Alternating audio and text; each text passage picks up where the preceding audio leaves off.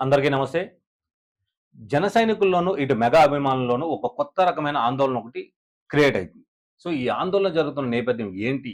అసలు ఎందుకు ఈ జన సైనికులు గాని, మెగా అభిమానులు గాని ఆందోళన చెందుతున్నారు అనే అంశం గురించి మనం మాట్లాడుకుంటున్నప్పుడు, నిన్న మంగళగిరి జనసేన పార్టీ కార్యాలయం మీద ఏదైతే హెడ్ ఆఫీస్ ఉంటుందో ప్రధాన కార్యాలయం మీద సుమారుగా 20 నిమిషాల పాటు ఒక డ్రోన్ చక్కర్లు కొట్టిందన్నమాట.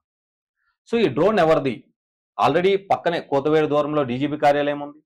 సో, మరొక అర కిలోమీటర్ దూరంలో ఉన్న టీడీపీ కార్యాలయం ఉంది. అంటే ఆల్మోస్ట్ అన్ని పార్టీలకు సంబంధించిన ప్రధాన కార్యాలయాలు చుట్టుముట్టూనే ఉన్నాయి.